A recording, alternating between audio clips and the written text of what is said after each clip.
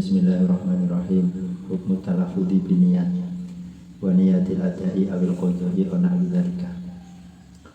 Utawi hukume nglafatake biniyati kelawan niat wa niyatil adai lan niat ada awil qadhi utawa qadha ana bidzalika utawa sepadane mengkono-mengkono kabeh. Jadi hukum melafatkan niat ada qadha atau sebagainya. Maka dalam kitab ini berkaitan dengan hukum melafatkan niat di dalam sholat. Makanya hukumnya niku nopo sesuai dengan 4 mazhab, yaitu Hanafi, Maliki, Syafi'i, Hambali. Yusanu den sunahake apa ya talafadho yang tung melafatake sapa wong bilisani kelawan lisane wong biniyati kelawan niat. Kaya kula kaya entong ngucap sapa wong bilisane kelawan lisane wong usolli fardhu dhuhri masalah.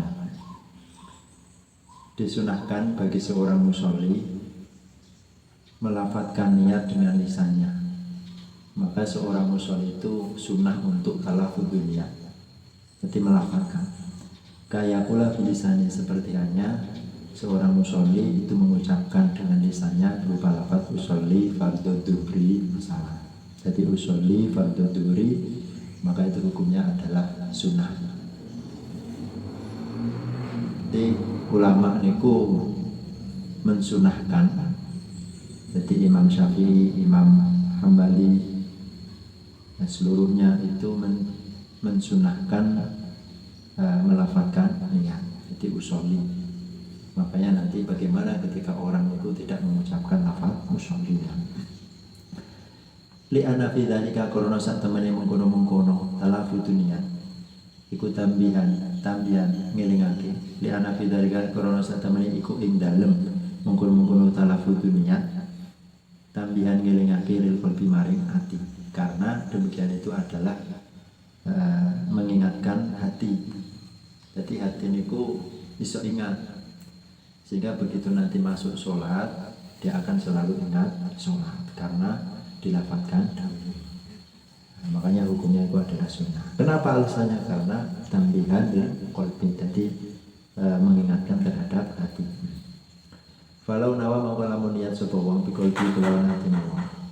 Salat dzuri ing salat dhuwur walakin sabaqo tetapine disi apa lisan wong. Faqala mangko ngucap sapa wong nawa itu usolli al asra. Fa inna mangko satemene wong iku layaduru ora bahaya.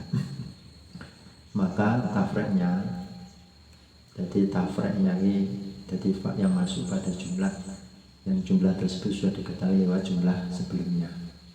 Jadi sebenarnya dengan tanpa menyebutkan lawan itu sudah diketahui lewat yusanu talafudz niat ayat talafadzu bilisanihi biniyat.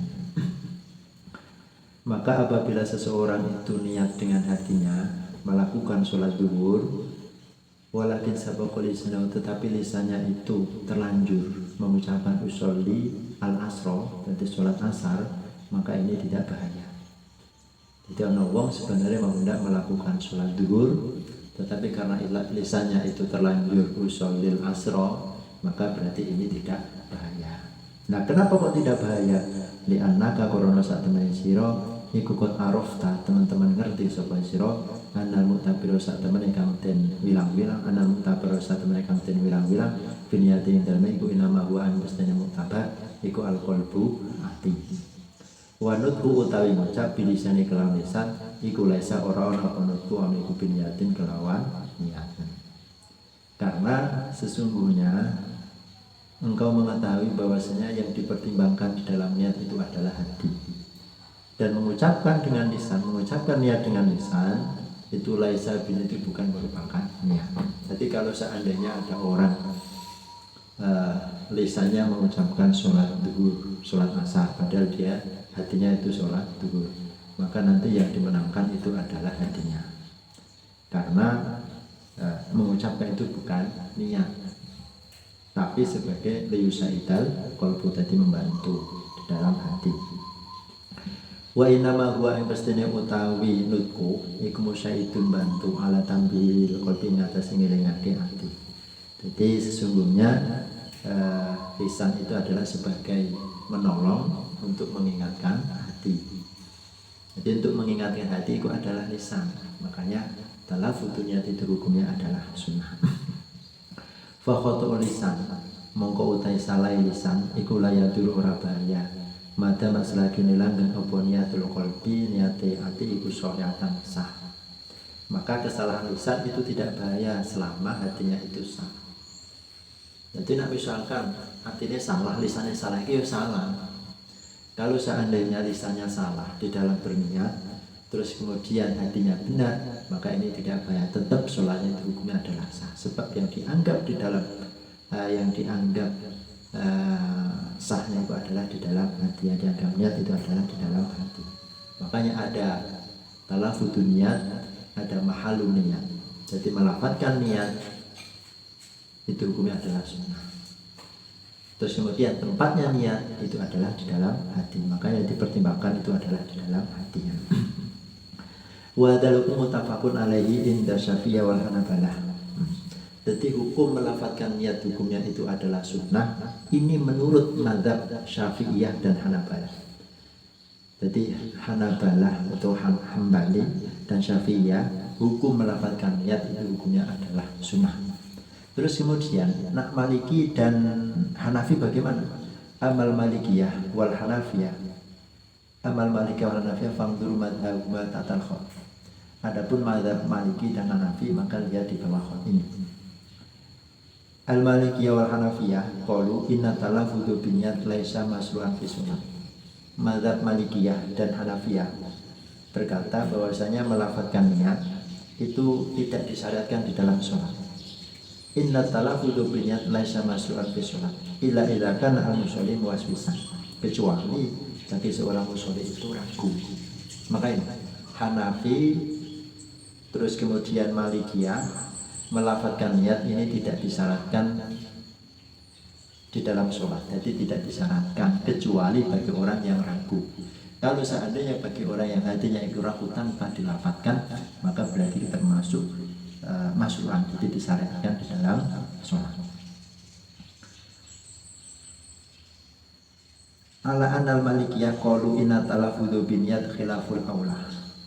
Nah, bahwasanya Malikiyah berkata melafadzkan niat itu adalah khilaful aula li ghairil muwaswis wa yumdabu lil muwaswisi wa yumdabu dan sunake lil muwaswisi maring wong sing ragu. Jadi nak golongan Malikiyah ini perbedaannya ya. Golongan Malikiyah melafadzkan niat itu adalah khilaful aula bagi orang yang ragu. Jadi orang apik bahasanya khilaful aula bagi orang yang selain orang yang ragu. Kalau bagi orang yang ragu melafadzkan niat menurut Malikiyah itu hukumnya adalah disunahkan. Nah, tidak ragu kok melafadzkan niat maka berarti khilaful aula orang apik. Tapi nak ragu maka berarti kita tetap disunahkan menurut mazhab Malikiyah. Nah, terus kemudian Hanafiyah qalu inna talaffudzu binniyat bid'atun wa yustahsanu li taqil waswasati. Nah, jadi menurut mazhab Hanafiyah melafadzkan niat itu adalah bid'ah, suatu hal yang baru dan dianggap baik ketika untuk menolak keraguan. Makanya itu. Jadi kalau Malikiyah melafadzkan niat bagi orang yang tidak ragu maka laisa masru'an atau khilaful aula, berbeda dengan yang lebih utama. Tapi bagi orang yang ragu hukumnya itu adalah sunnah. Nah, bagi Hanafiyah melafadzkan niat bagi orang yang tidak ragu hukumnya adalah bid'ah. Tapi nak bagi orang yang ragu maka berarti yustahsanu dianggap baik. Nak Syafi'i, Hambali melafadzkan niat hukumnya adalah sunnah. Nah, semuanya di dalam 4 mazhab Syafi'i, Maliki, Hanafi, Hambali tempatnya niat itu adalah di dalam hati. Tetapi di dalam melafadzkan niat itu hukumnya terjadi perbedaan pendapat. Tapi kebanyakan dalam melafadzkan niat itu hukumnya adalah sunnah.